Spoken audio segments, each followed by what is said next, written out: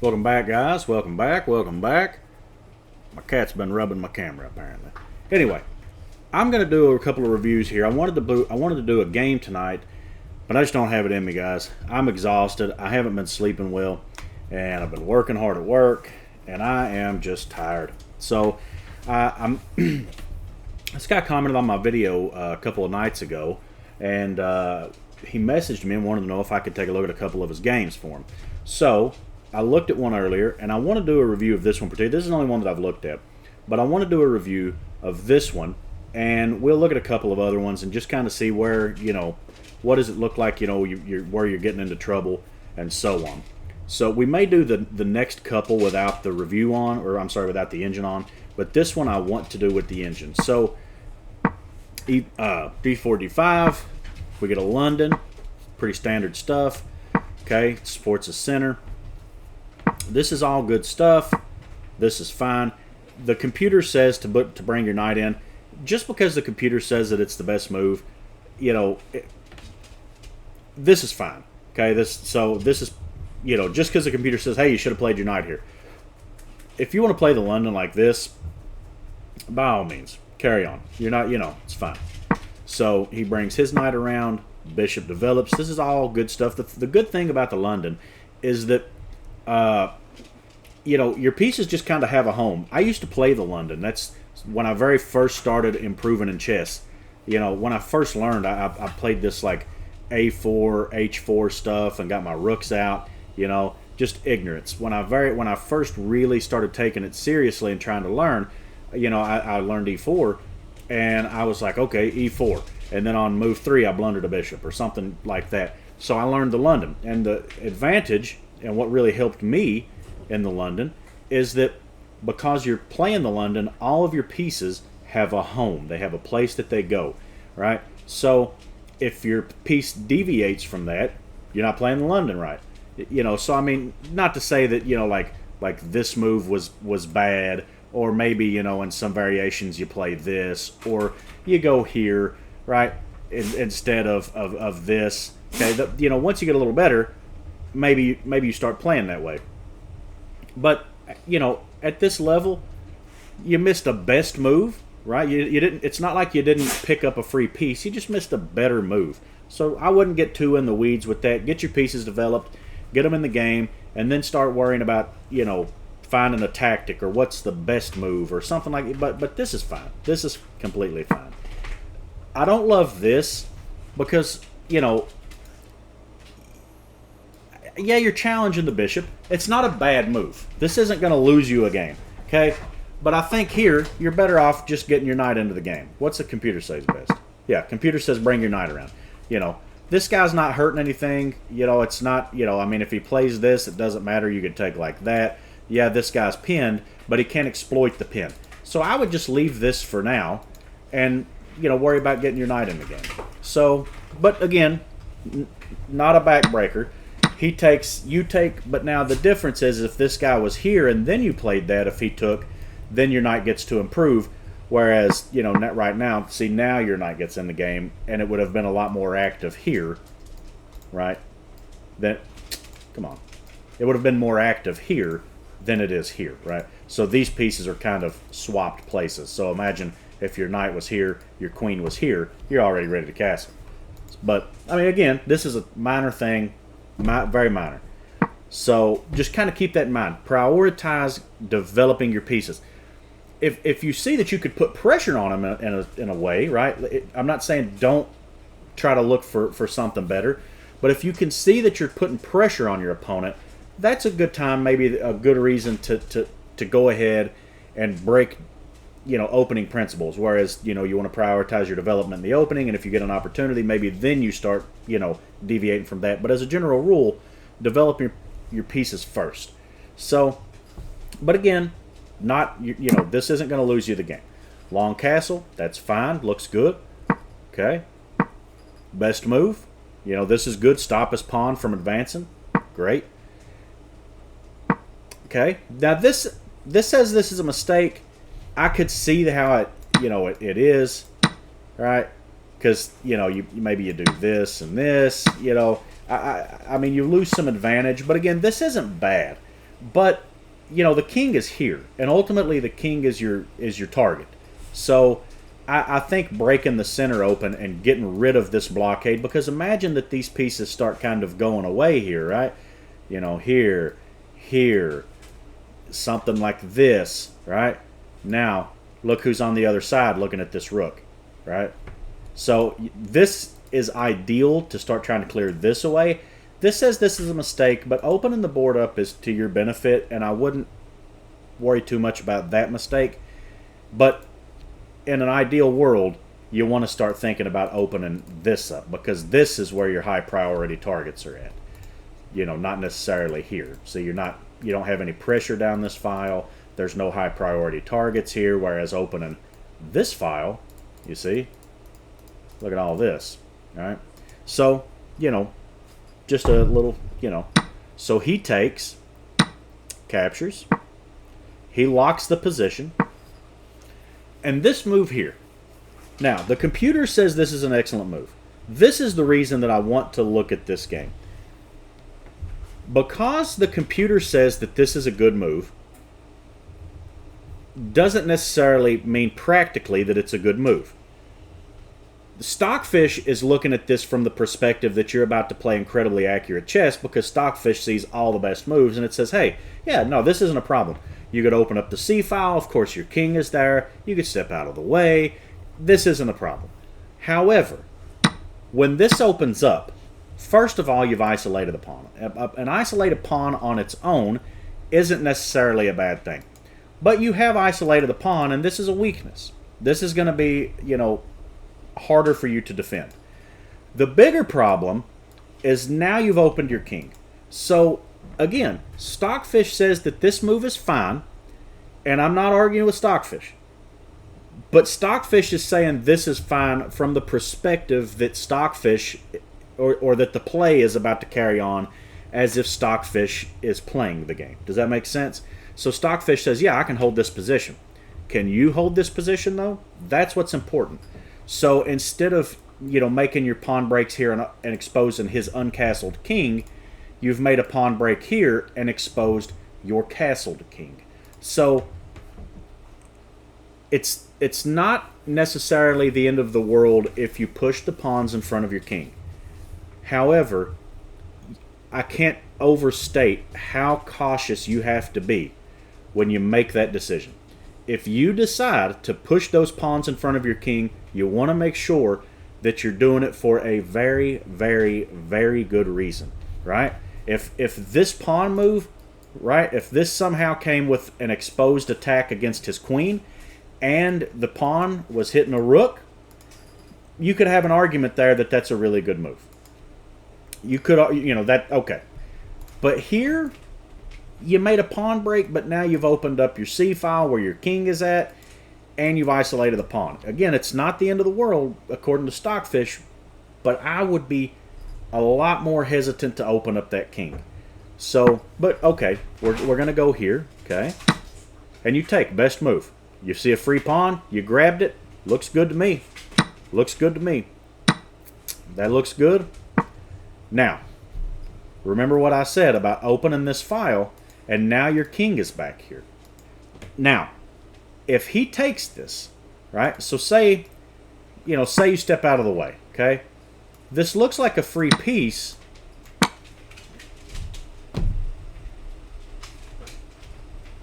I hate this review system, dude. What is wrong with this review system, dude? Why? Why have they done this? Anyway, if he takes this looks like a free bishop. But that's check, and you have forked the rook. So, yeah, he could take it, but he's going to lose an exchange.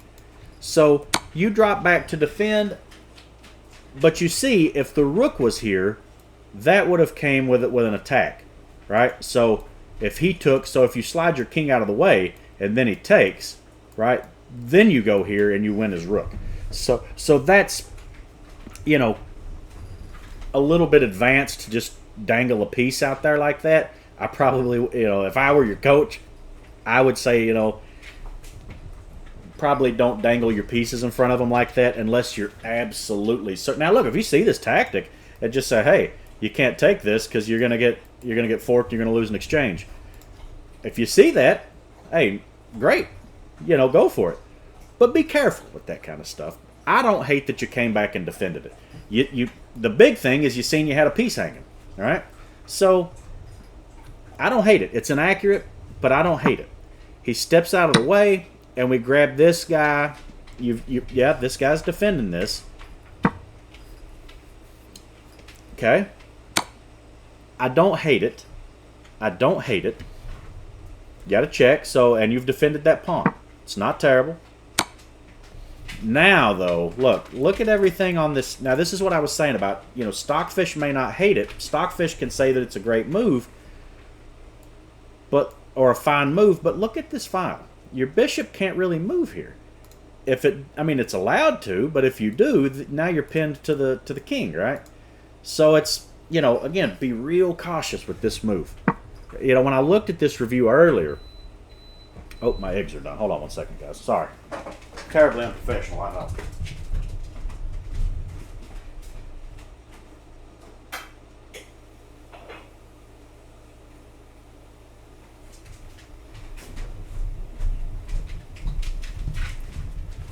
Sorry about that. I had some eggs cooking over there. About this egg cooker, man. This thing's crazy good.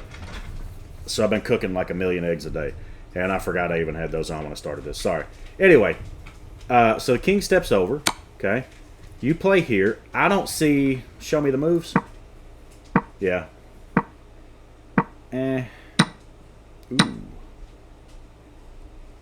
I didn't see all that. I don't really hate that move. It's a check, but, yeah, he could come down and defend. It's not a losing move, right? You didn't blunder a piece. So that's good. But, he can come down and just block this, and then you've got to leave. So, and that's what happens. Okay, now you hung a piece. And now it's getting a little bit ugly. So, okay. All right, that. Yeah, I don't know about this pawn break right here. Maybe it's not terrible. I don't know. But here it's a pretty rough position. Takes, check, and then, the wheels are about to start coming off here. That's just a piece, It says that's not the best move, but, and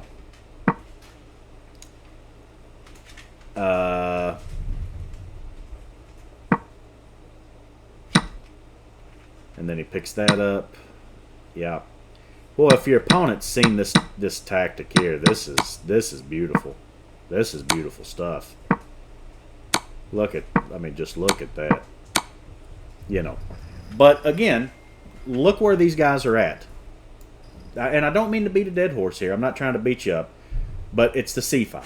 So going all the way back, Stockfish could say that that's a good move, but if you don't play it well, you're going to get into trouble, even if it looks good. So if I played the last game that I played, I had a similar position where I was starting to get low on time, and I was playing, the opposite side here. It was the F pawn, and my king was here, and I thought that this may be a good move, but I didn't have time to really look through and really think through the consequences of that move. So I just wrote it off.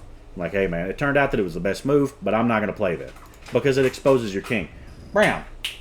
Guys, I know that these dogs get over here and they're like fighting in the background and just being crazy. I'm sorry about that. Sorry. These dogs are wild. All right, anyway. But overall, not a bad game. You had a blunder. It's, whatever. It is what it is. The opening looked good. Overall, the takeaway, I would say, be very hesitant about pushing pawns in front of your king. And, man, your opponent just played a phenomenal game at the end.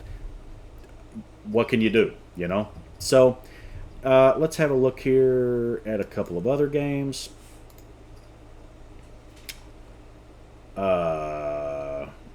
Okay. I want to see the losses because I do feel like you'll get more value, from the constructive criticism. So maybe we'll look at a win as well. So all right, he plays this King's Indian. All right, my man. Okay, you want to play here, I think, but I don't think this is terrible. But generally, that's how I play. But okay, fair. All right. So again, prioritize the development of your pieces. I mean, this may be some kind of theory that I don't know. That's possible. Oh. Okay, yeah, that's, yeah. And now here, yeah, so it's saying, play this. So, because this takes away this guy, right? It takes away your options with this. So if you want to play this, this is how I play it too. But with, my move order is here, here, here, and castle. Get out of the center of the board. So, again, make this a priority. Get not necessarily that night, but prioritize moving your pieces. If you get the opportunity to develop a piece, that's what you should try to be doing. So he plays here. Okay, I don't hate it. It's not awful. The computer says this, and again, this isn't bad because you get to win a knight, or I'm sorry, you get to win the bishop. I probably wouldn't play it. I would be thinking more about this kind of stuff. Maybe in this position, you do trade for the bishop because your bishop is going to be, the sole protector of your, or the main protector of your king. So maybe in that position it makes sense. But if you're going to develop a piece, I would, if I was your coach, I would tell you prioritize the king side development because king safety is paramount. That's the name of the game. Literally, that's your goal. So get the king out of the center of the board is when I'm playing, that's what I want to do before I do anything else. If you have a good reason to play something like this, if you've got a really good reason, okay. But you want to, if you don't have a good reason, you should prioritize these pieces first. That's what I'm saying. So not a bad move, but prioritize the king side first. And that, prioritizing the king side, is the reason that I play the Ruy Lopez. So I know you guys have seen the Ruy Lopez. If you've watched my videos, you've seen me play the Ruy Lopez. But watch how fast you get, your king side developed. Right? I can castle now. Where I move 4, you can castle. So that's the reason that I play the Ruy Lopez. I've got, if he plays this, I could take this bad boy and castle. Because number one, to me, is this move here. Everything else can come later, but I have been trounced so many times because I said I can castle next move, and I missed a check, or I missed a hanging piece, and now I can't castle next move, and I lost a pawn, and I got to kind of, fix all this fire that I got started over here, and then before you know it, now all of his pieces are in the game, and my king's not in the, castled. So, again, not... What's happening here? Oh. You haven't made a losing move, but... I would like, if I were your coach, I would like to see you prioritize the king side. Okay, again, not a terrible move, but he takes, and then you can't take this. So, I mean, if the queen were over here, maybe, because then you break his pawn structure. But he could still play this, so I would like to see you getting your king side developed. But, okay, blocks that. And this is the same thing that happened in the last game. You're breaking open the file in front of your king. So, if you do want to break open the center. You do want to get the center broken open. Or break. You know what I mean. You want to break open the center, but you want to do it from a position of strength. So you want to get out of the center of the board and then break it open. So the King's Indian... here, here, here, here, here. So it's at 5 moves. Then you can break the center open. So, this is the same problem that you had in the last game. I don't know if this is going to be what costs you, but the evaluation here went from plus 0.3, so basically even, to down, or well, plus 2.29. So you've in effect lost 2 pawns here, which puts you at a pretty big disadvantage. I mean, that's almost like losing a piece. So, be real careful about moving the pawns in front of your king. He drops back. Okay, doesn't punish you. Okay, you're walling in your queen a little bit here. That's kind of dangerous, so be cautious with that. Okay, gets his knight out of trouble. A blunder.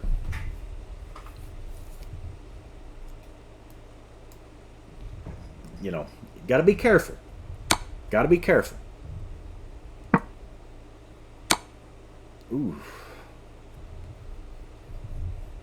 Ooh, that's bad.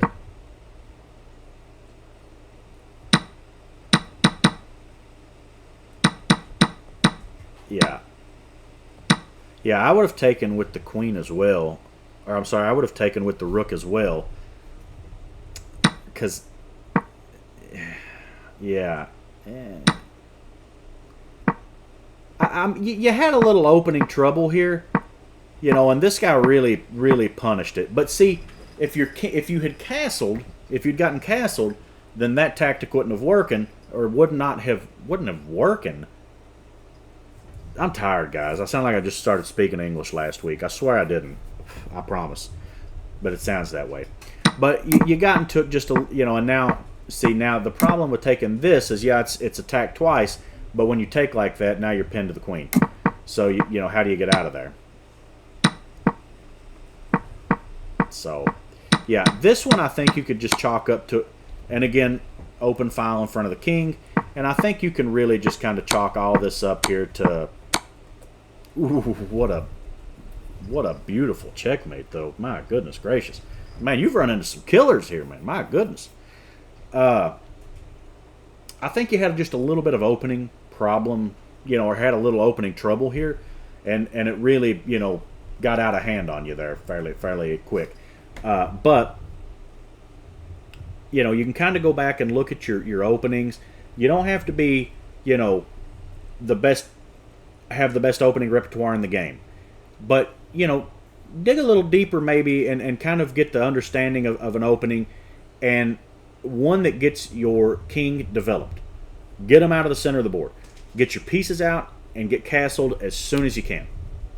Because that's in the two losses that I've seen, you know, you got your king opened up a little too early. So prioritize getting castled and developing your pieces. And that's really, you know, I mean, you're not playing bad chess. You know, you're making good moves. You're finding, you know, good moves. You're not hanging your pieces just out to dry, you know. But the problem that I'm saying is your pieces aren't getting in the game. You know, making a few too many pawn moves in the opening, attacks that aren't going to lead you anywhere. Just prioritize simple development. Get the pieces into the game. Get the king out of the center of the board. And then a mistake doesn't turn into this catastrophic situation that you've got here, because, you know, you could blunder a bishop, or you could blunder a knight. If your king's safe and your pieces are active and his are not, you can still go on a counterattack. So prioritize development, get your king out of the center of the board, and maybe just look in, you know, if you're going to play the King's Indian, it's incredibly sharp, man. It's a really, really sharp opening. But if that's what you want to play, more power to you, man. But I would look into it a little deeper and kind of try to understand some of the ideas behind it. So you have premium here. So they have a course on the King's Indian. I done it because I played the Slav, and I got absolutely butchered in the Slav, man. I got beat up playing the Slav. I was like, I got to do something else. So I used their course on chess.com. I can look and see if I could link that actually in the comment, or I'm sorry, in the description. If you want to have a look at it, the one that I used, it's a good one. Take a look at it, understand the ideas a little bit, and see if that helps you out some. So let's look at another one. We'll look at one more loss, and then let's take a look at one of the wins here, because I don't want you to feel like I'm trying to pick on you here. But like I said, I do think that you get a little bit more from hearing, you know, where you went wrong. So let's see. Let's have a look here and see what you got here. Okay. Okay. King's Indian against. Okay. Okay. All right. Oh man, this one here. This was the move. Now, this tactic here, because he's played the effectively, right? He started the London, but now he's in a Jobava London, and the whole point of the Jobava London is to target this, right? This move kills all of it, kills it all. I guess that does too, but you want to maintain the option for this pawn break. So this is the move here. Again, just a little bit of opening prep would help you there, but not the end of the world. Okay. Now, Okay, so what do we do here? That's the move last turn. So you found it here, a little bit late, but that's the one you want to play. So, okay, he plays that. Good, good. I like that. Okay. Don't take him. Beautiful, beautiful. Okay, he long castles. Okay.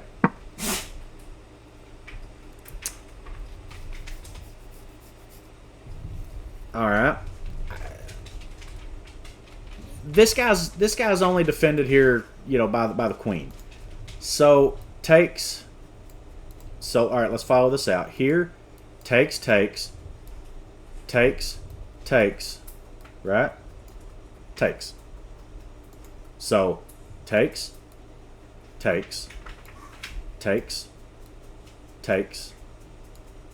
takes. So gotta keep an eye out for that. He takes. Okay. All right. Yep. So you got to be really careful there on that. You did the right thing. You're on the right track. You got the king out of the center of the board. You broke the center open. I love it. I love it. Be a little more careful with counting attackers and defenders and knowing what's, you know, because here you got a lot of pressure down this file. Do you have enough firepower? If that opens up, are you going to get yourself in trouble? But that's exactly what I said in the last video that you should be doing. You played that exactly like I said you should have played it. I'm not going to give you any kind of shit for that.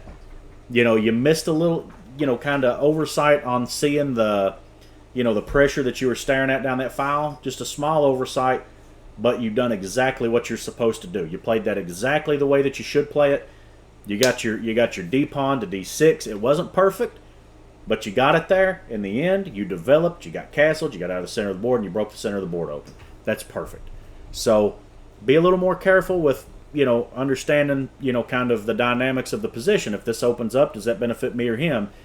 In this case, it benefited him. Be a little more cautious with that, but you're on the right track.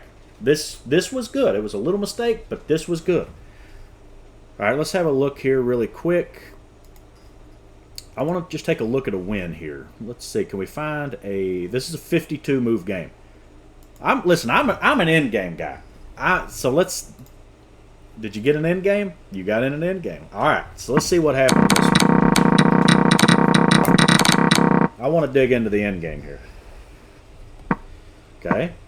London. Normal London stuff. Okay. Beautiful. Okay. It's fine with me. Beautiful.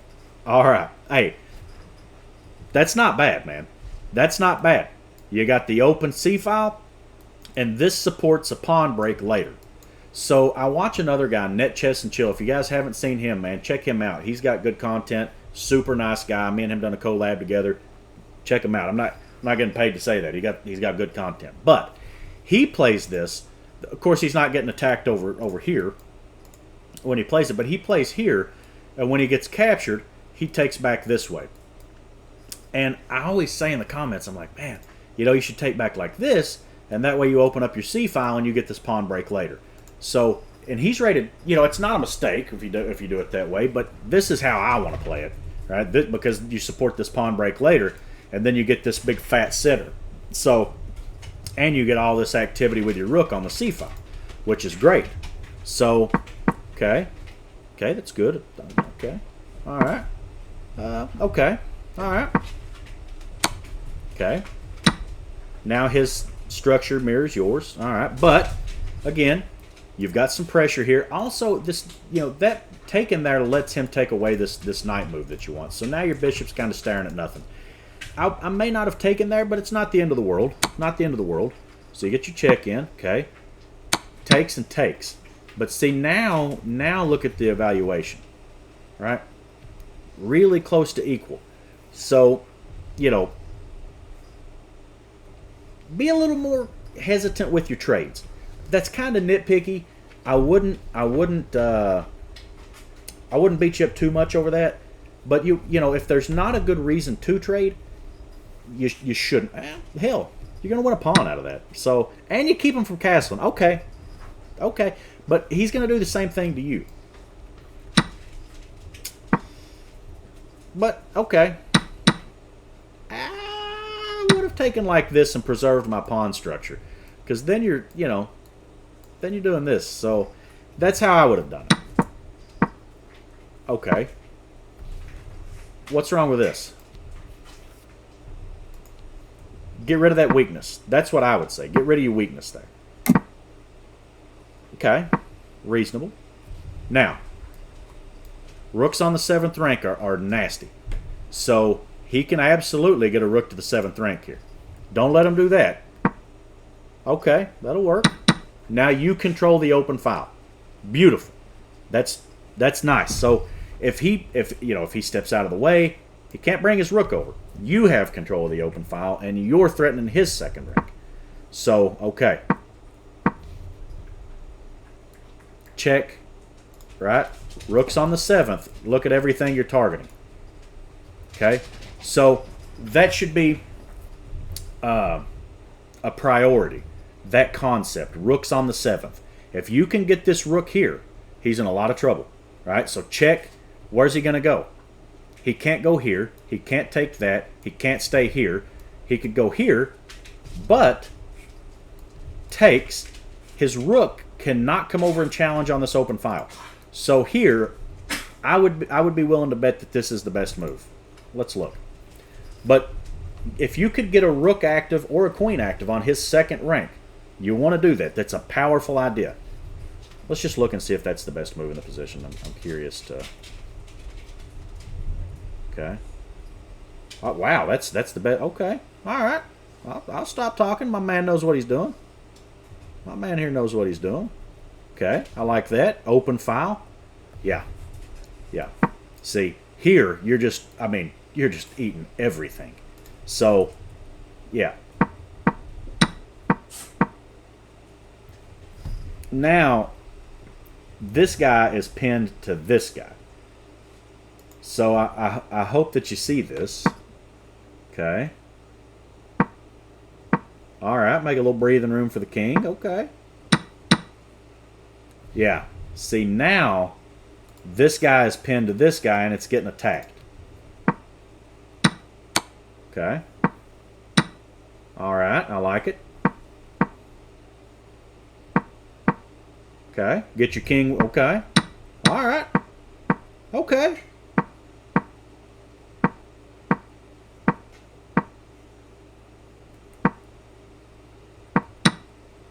Beautiful. All right. Hell yeah. Hell yeah.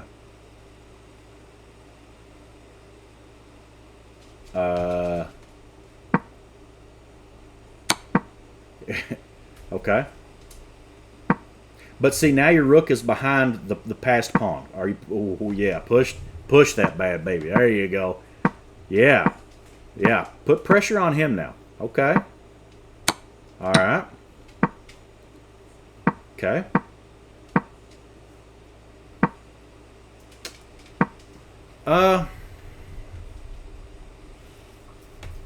They say push, and I probably would too. In an endgame, pushing your passed pawn puts incredible pressure on your opponent. What did you play? It opens you up to some checks, and it does let this guy start going.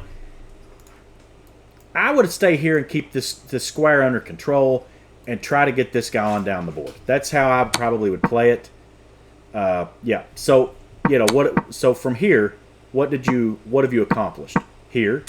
And you go right back. So you just gave him a couple of free moves. Okay.